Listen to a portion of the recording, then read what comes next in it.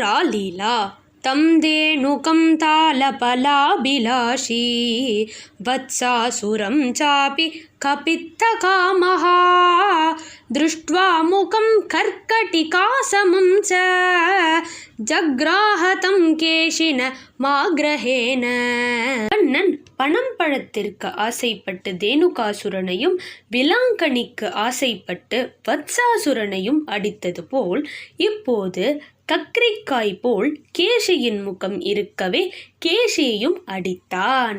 கோவத்சபேகபகர்தபபன்னகாஷ்வான் ஹத்வா வனேஷு சரதோ பதநந்தசூனோ स्वच्छन्दमेव वृषभं च निहत्य गोष्ठे गोपालकोऽहमिति संसदि कत्तसे त्वम्. கன்று, தவளை, கொக்கு, கழுதை, பாம்பு, குதிரை இவைகளை பிருந்தாவனத்தில் அடித்தது போதாது என்று நந்தகுமாரா, நீ சுந்தரமாக விஷபத்தையும் வதம் செய்துவிட்டு கோபாலன் நான் என்று சபையில் ஜம்பம் அடித்துக் கொள்கிறாயே.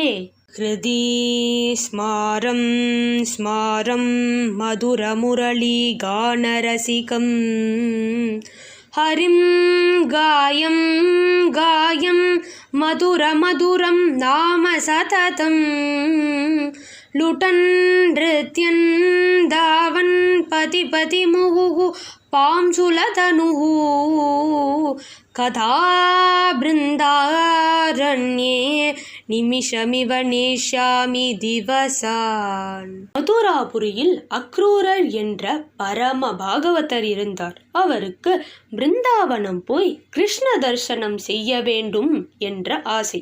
மதுர முரளிகானம் செய்யும் ரசிகனான கண்ணனை இதயத்தில் நினைத்து நினைத்து மதுர மதுரமாக அவனது நாமத்தை பாடி பாடி வழிகள் தோறும் விழுந்து புரண்டு புழுதி படிந்த மேனி உள்ளவனாகி பிருந்தாவனத்தில் நான் எப்போது காலம் கழிப்பேனோ. அர்த்தார்த்தினம் சால்பசுகே விமுக்தம் அப்பத்ரபம் நீச்ச பதாஸ்ரயம் மாம் ஆக்ருஷ்ய மாம் பிராபய நித்யதாஸ்யம் அவ்யாஜகாருண்ய நிதே முராரே. அரே, நான் பணத்தாசை பிடித்தவன், அற்ப ஆசை உள்ளவன், வெக்கம் கெட்டவன். இல்லாவிடில் கம்சன் காலை பிடித்து கொண்டு ஜீவிப்பேனா? அகாரணமாய் கருணை செய்யும் நீ என்னை பலாத்காரமாய் பிடித்து இழுத்து உனது கைங்கரியத்தில் வைத்துக்கொள். ஹா ஹா கேசவ மாதவ அச்சுத ஹரே கோவிந்த விஷ்ணோ விபோ ஹா ஹா கிருஷ்ண முகுந்த கோகுல நிதே கோபால கோபீசகா व्यर्थं जीवनमेतदत्र भगवान् त्यक्त्वा च सर्वं स्वयं गत्वा श्रीयमुनावनं त्वयि कथा भक्तिं करिष्याम्यहम्.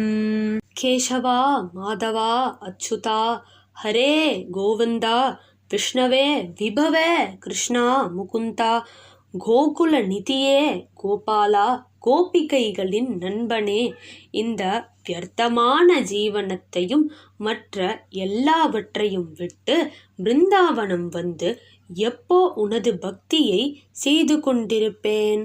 அரிஷ்டகேஷ்யாத்ய சுரான் பிரஹின்வன் நானாகதே சம்பிரதி வாசுதேவே அக்ரூரமேவ பிரசிகாய கம்சோபி யானேதுமேவம் அனுபக்தவஷ்யாம். அரிஷ்டன், கேசி முதலிய அசுரர்களை அனுப்பியும் கண்ணன் வராது போகவே கண்ணன் பக்தர்களுக்கு வசமாவான் என்று தெரிந்து பக்தனான அக்ரூரரை அனுப்பி வைத்தான் கம்சன்.